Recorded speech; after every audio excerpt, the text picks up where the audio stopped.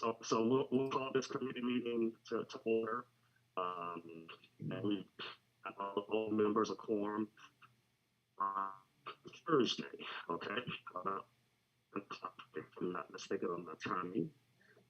Now with that, assuming that the minutes go out, things for everybody to review. Yes, sir. So we have two sets of minutes that we need to approve. The first set of minutes is actually from 2020. It's September 15th of 2020. And this one is going to be a little unique because in that meeting, the only voting members that are still part of this group would be Travis McDonald and myself. So I guess we need to make a vote for that and do that one separately. Okay. So any motions, Travis? Motion to approve the minutes. Second. All in favor, say aye. Aye. Aye. All right. So those minutes carry. All oppose? Okay. Like same. Go right ahead. All right. Yeah. And then next set of minutes is June 29th, 2021. Any motions for those? Motion to approve. What else? Second. All in favor? Aye. Aye. Any opposed? Aye. All right, hearing none, we'll say those minutes are approved as well. Got it. All right, we'll move right into discussion items. And as I said, the main topic of this meeting will just be changes of fee structures within development services. And we have basically three different groups that we're going to be considering some fee changes to, starting with planning and zoning. So planning and zoning, would you like to discuss fees for your department? Ron, I don't know if that's going to be you or Phil or who's Phil, these have been sitting on Phil's desk for some time. So he put this together a while back to accommodate our new zoning and new zonings and things like that. So he's got it pulled up. That's what you're looking at on your screen right now, James. Thanks, Phil. You bet.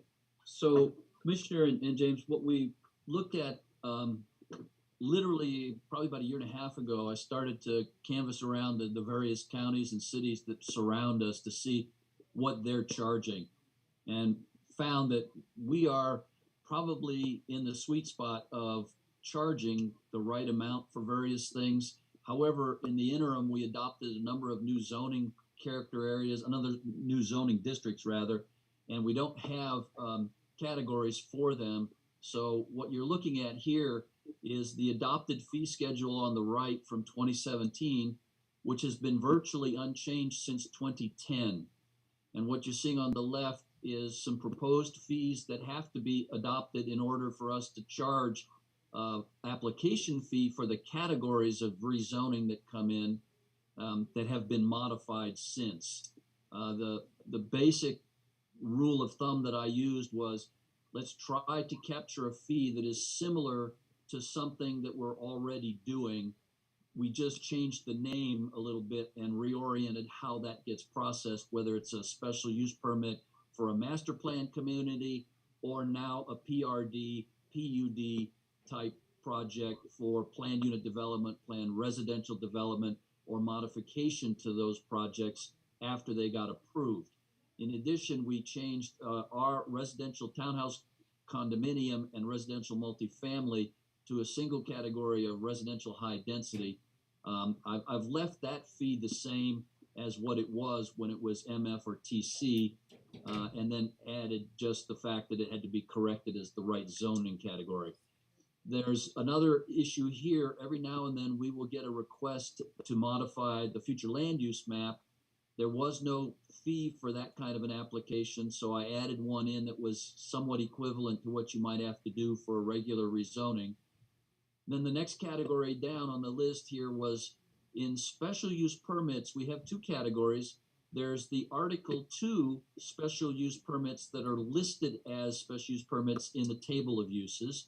And then we have that category where we charge an in-home business rate that is a little different. I was proposing to add the maker business, which is the third category of in-home home occupation, to the in-home business fee structure so that we would be charging not the full 1,075 we normally charge for a table 2 listed use, but this is one of those that is accessory to the home itself. Yep. And then a little bit further, we got the new idea, which is if we have someone that needs to come back for a show cause hearing because they're violating the conditions of their approval, I wanted a category for a show cause hearing for a special use permit, so we added that fee in. And then we don't charge anything right now for administrative variances or appeals of an administrative decision. And we are getting knocks on the door for appeals. And we do get several administrative variance requests on a monthly basis. So I thought we should add that as a category and just capture the staff time involved in those for a fee. And we have modified a little bit how we operate in terms of subdivisions, which is the next category. So we have a major subdivision category, which I haven't changed, and it hasn't been changed literally since 2010. And in the major subdivision category, we're leaving those fees the same. But the minor category, I wanted to add in a minor subdivision final plat when you do those 5 lots or less and charge them $300. There's no actual fee structure for that right now. They get caught by that over $920 fee. But we don't need to do quite as much work for a minor subdivision final plat. And then there's the other category, which is the lot splits, the lot combinations or rearrangements. Right now, I'm just charging the $10 recording fee, but it is taking a lot of staff time to review these in some instances. So I was trying to add a $50 fee in there so we could capture some of my staff time along with the recordation fee. So that's why that's there.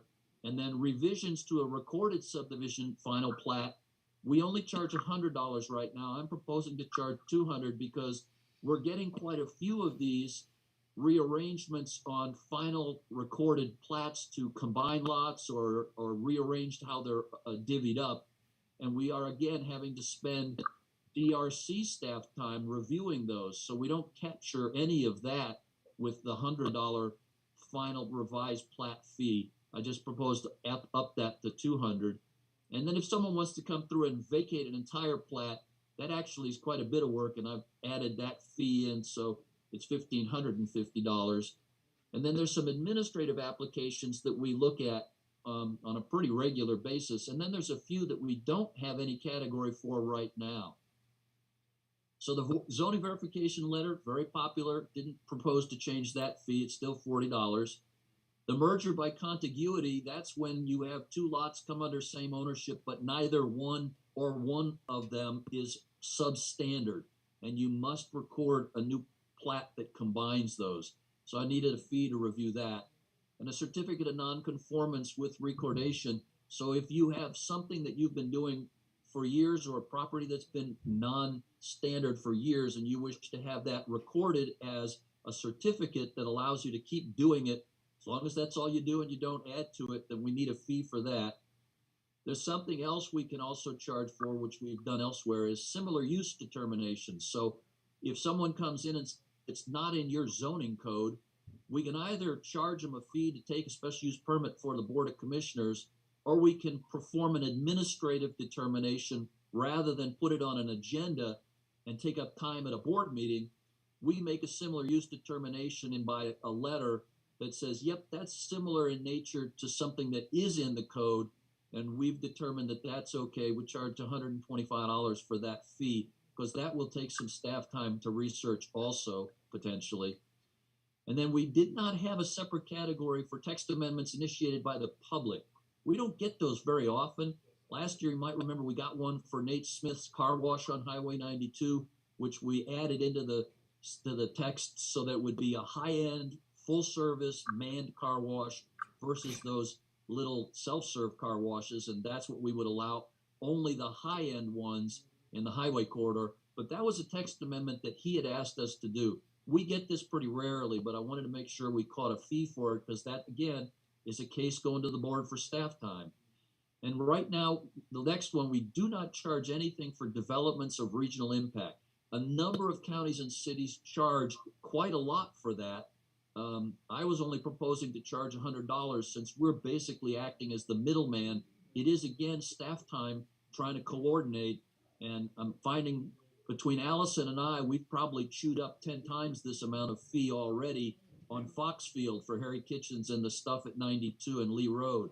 So I would like to at least charge something to be that middleman and be that shepherd. I figured $100 was probably acceptable since we don't necessarily have to spend that much time on these, but in the case of big ones, we do wind up spending a bit of time on them. And then I've left that all others category in there for $840. And then the other piece of this, which I have to fix this part right here, this should be $20 for the fees for signs now. We don't post the signs anymore. We have the applicant post the signs, and we charge them $20 for the privilege, so that they're throwaway signs, but at least we're capturing the cost of the sign and making the sign for them, and Johanna making a map of actually where to post the signs on the property. So we do a lot of work for that $20, and then they get to post it and take a picture of it, and we go out and verify that later with a picture of our own. And so that's what we're proposing for development services for the P&Z fees. On those signage, the county is purchasing those signs. Correct. Right. Yes. I mean, that's covering the cost of the signage as Correct. well, not just the man hours to fill them out and everything. Okay, just want to make sure that was clear. Yeah, as a point too, James, we can get a better rate. I sent you an email about the signs we're trying to get. I mean, if we can get some, so we're working on, because we're going through a lot of signs right now. And in fact, I got to go grab some at lunch that we just ordered.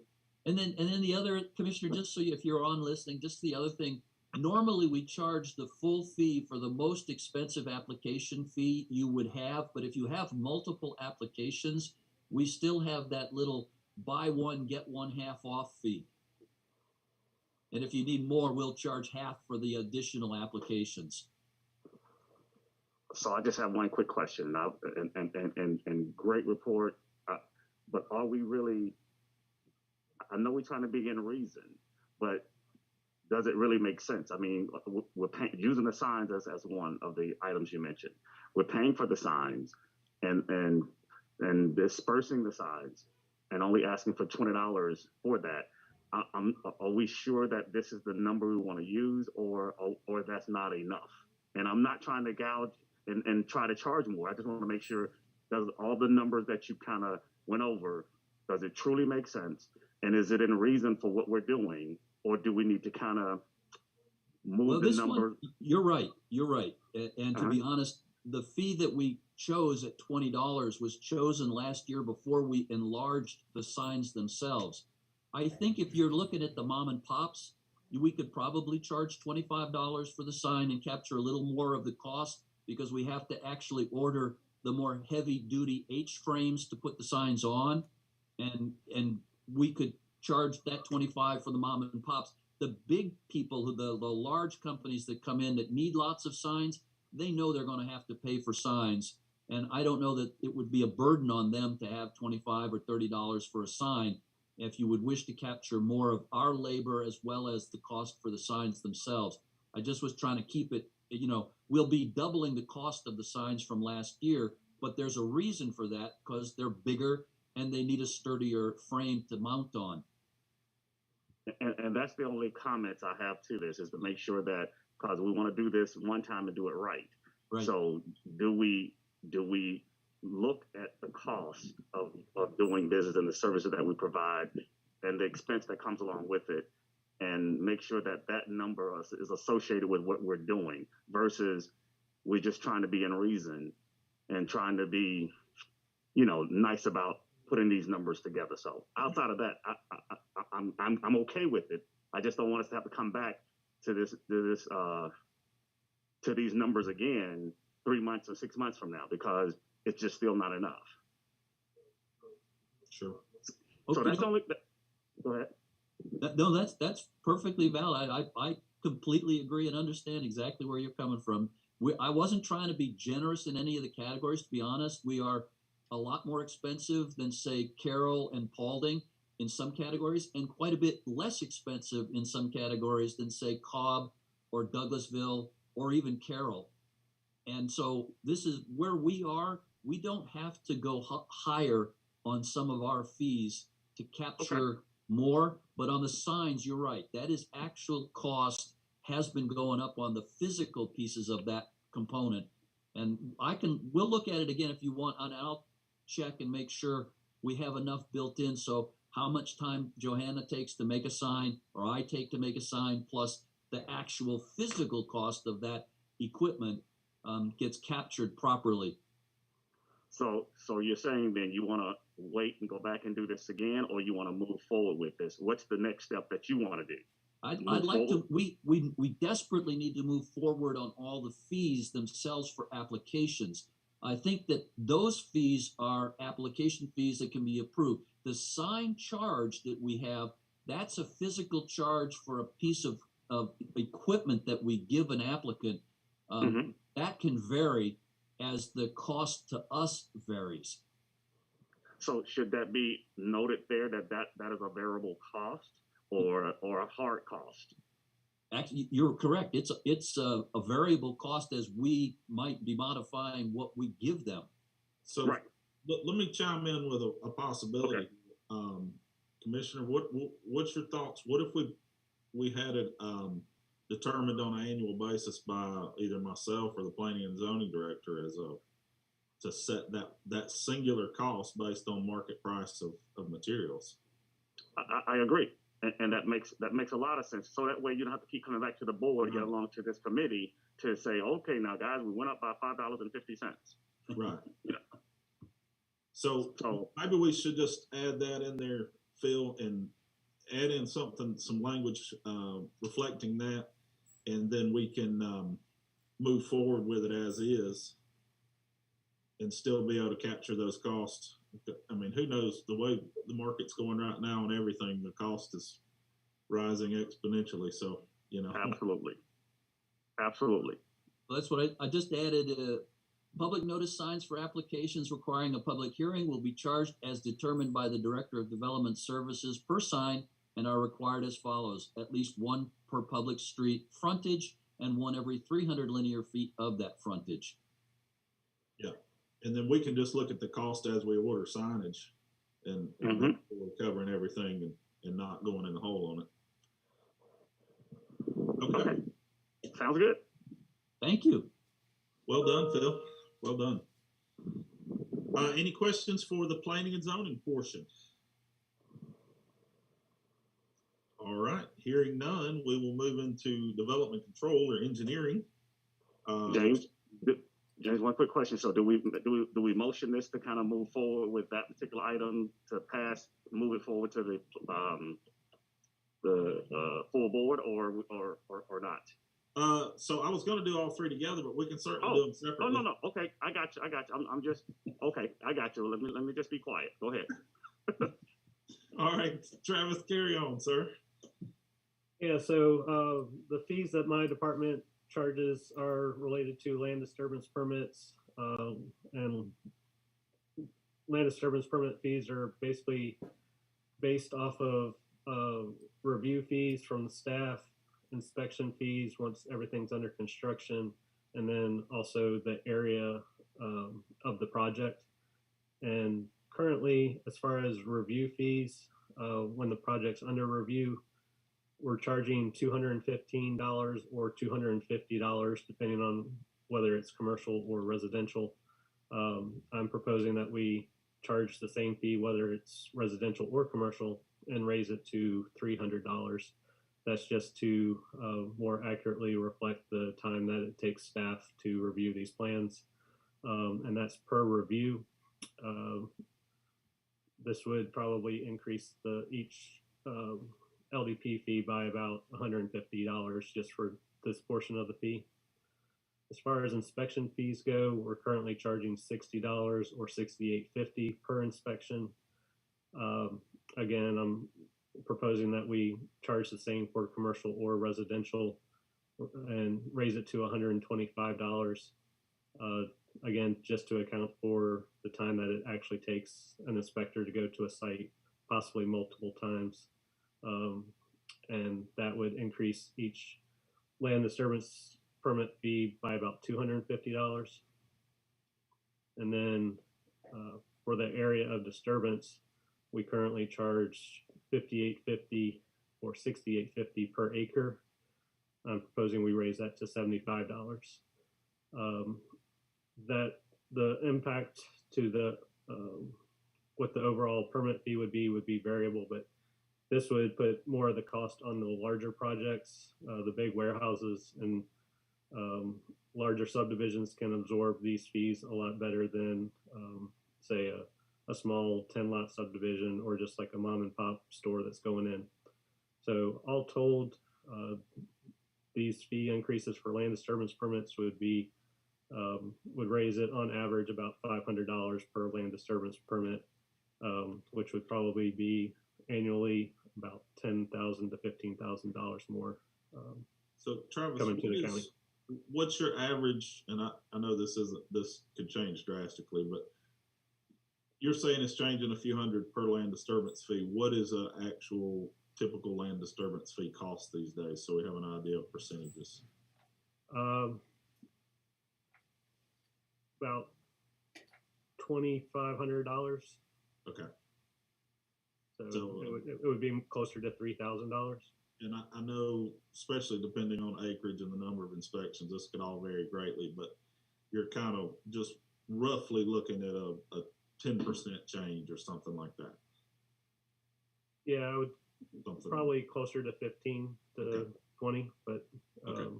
I just wanted to make that point because I mean, if you hear a few $100s extra, that if you didn't know the permit was in the thousands, that could sound significant. But yeah, we did look at our permit fees in relation to other counties. It's been probably 3 or 4 years ago now, but we were right in the ballpark with our neighboring municipalities with what we're charging for fees.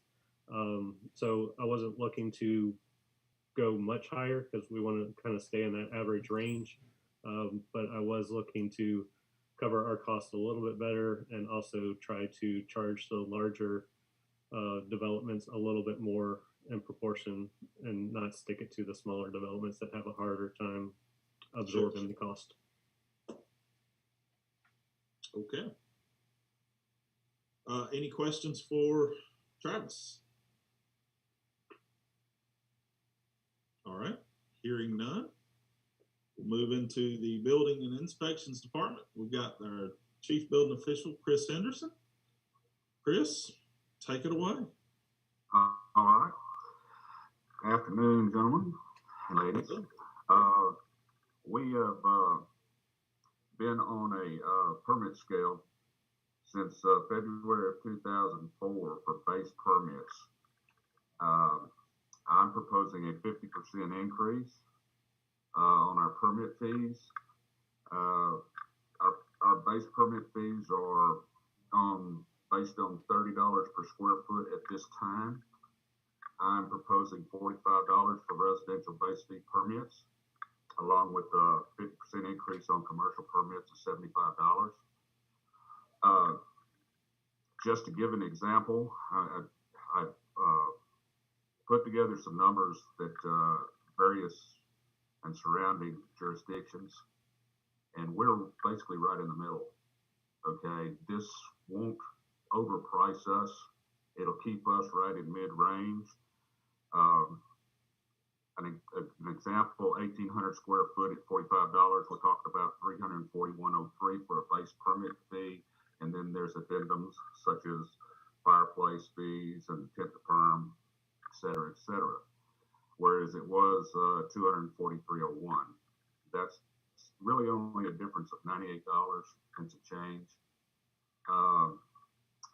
These fees, in my opinion, need to be raised because of the cost of construction that has gone up. And I'm asking for one more increase. We are on a graduating scale right now for re-inspection fees.